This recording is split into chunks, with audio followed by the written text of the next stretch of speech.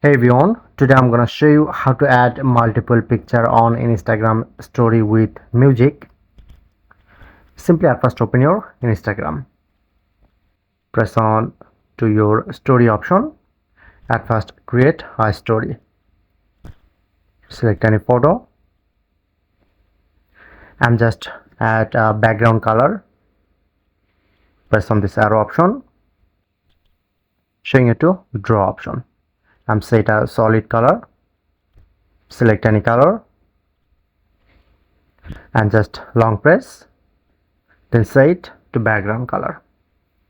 Okay. And I'm at another image. Press on done.